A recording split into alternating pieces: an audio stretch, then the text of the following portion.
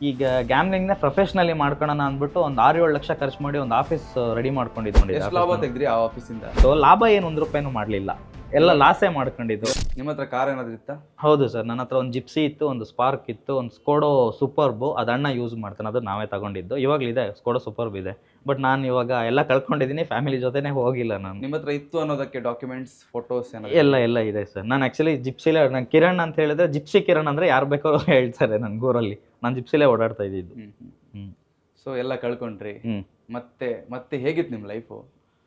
Sir ಚೆನ್ನಾಗಿತ್ತು. ನಂದು life style ಹೆಂಗೆ ಅಂತ ಹೇಳಿದ್ರೆ, ಒಂದು 9 ಗಂಟೆ 9:15 ಹೇಳ್ತಾ ಇದ್ದೆ, ಸೀದಾ ಆಫೀಸ್ಗೆ ಹೋಗ್ತಾ ಇದ್ದೆ. ತುಂಬ ಚೆನ್ನಾಗಿ ಆಫೀಸ್ ನನಗೆ ಹೆಂಗೆ ಅಂತ ಹೇಳಿದ್ರೆ, ಈಗ ಗ್ಯಾಮ್ಲಿಂಗ್‌ನ ಪ್ರೊಫೆಷನಲಿ ಮಾಡ್ಕೊಳ್ಳೋಣ ಅಂದ್ಬಿಟ್ಟು ಒಂದು 6-7 ಲಕ್ಷ ಖರ್ಚು ಮಾಡಿ ಒಂದು ಆಫೀಸ್ ರೆಡಿ ಮಾಡ್ಕೊಂಡಿದ್ದೆ. ಅಷ್ಟು ಚೆನ್ನಾಗಿ ಹೈಫೈಯಾಗಿ ಇಂಟೀರಿಯರ್ ಮಾಡ್ಕೊಂಡಿದ್ದೆ. ನಾನೇ ಹೋಗ್ತಾ ಇದ್ದೆ, ಸಿಸ್ಟಮ್ ಇತ್ತು, ಕುತ್ಕೊಳ್ತಿದ್ದೆ, ಒಂದು ಅರ್ಧ ಗಂಟೆ ಆಟ ಆಡ್ತಿದ್ದೆ, ಸೀದಾ ಎದ್ದು ಬರ್ತಾ ಇದ್ದೆ. ಚೆನ್ನಾಗಿತ್ತು. ಹುಡುಗರು ಜಿಪ್ಸಿ ತುಂಬ ಹುಡುಗರು, ಯಾವಾಗ ಎಲ್ಲಿ ಹೋದ್ರು 7-8 ಜನ ಹುಡುಗರು ಖರ್ಚು ಮಾಡ್ತಿದ್ದೆ ಹಂಗೆ. ಆಮೇಲೆ ದುಡ್ಡಿಲ್ಲ ಅಂತ ಯಾವಾಗ ಗೊತ್ತಾಯ್ತು, ಎಲ್ಲ ಹಂಗೆ ಡ್ರಾಪ್ ಆಗ್ಬಿಟ್ರು ಸರ್.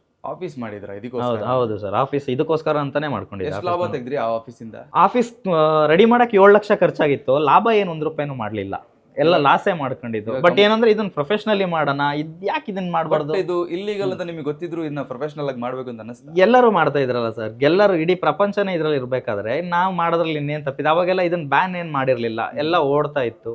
ಹಾಗಾಗ್ಬಿಟ್ಟು ನಾನು ಅದನ್ನ ಮಾಡೋಣ, ಫುಲ್ ಟೈಮ್ ಇದನ್ನ ಯಾಕೆ ಮಾಡಬಾರ್ದು, ತುಂಬ ಈಸಿಯಾಗಿ ಬರುತ್ತಲ್ಲಪ್ಪ ದುಡ್ಡು, ಯಾಕೆ ಮಾಡಬಾರ್ದು?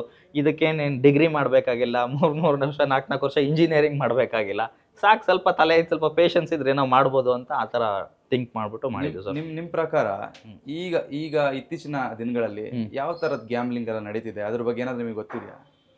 ಸರ್ ನೋಡಿ, ಇಡೀ ಪ್ರಪಂಚನೇ ಜೂಜಾಟದಲ್ಲಿ ಮುಳುಗೋಗಿದೆ ಸರ್. ಇದಕ್ಕೆ ಮೇಯ್ನು ಕಿಂಗ್ ಪಿನ್ಗಳು ಬಂದ್ಬಿಟ್ಟು ಮೇಯ್ನು ರಾಜಕಾರಣಿಗಳು ಸರ್. ಅವ್ರಿಲ್ದಲೇ ಏನೂ ಮಾಡೋಕ್ಕಾಗಲ್ಲ ಸರ್. ಸೆಕೆಂಡಾಗಿ ಬಂದ್ಬಿಟ್ಟು ದೊಡ್ಡ ದೊಡ್ಡ ಅಧಿಕಾರಿಗಳು. ನಾನು ಅವ್ರ ಡೆಸ್ಟಿನೇಷನ್ ಹೇಳೋಕ್ಕೆ ಇಷ್ಟಪಡಲ್ಲ. ಒಂದು ಜಿಲ್ಲೆನ ಯಾರು ಮೇಂಟೈನ್ ಮಾಡ್ತಾರೆ ಅಂದರೆ ನಿಮ್ಗೆ ಅರ್ಥ ಆಗ್ಬಿಡುತ್ತೆ ಆ ಕ್ಯಾಟಗರಿಯಲ್ಲಿರೋರ್ದು.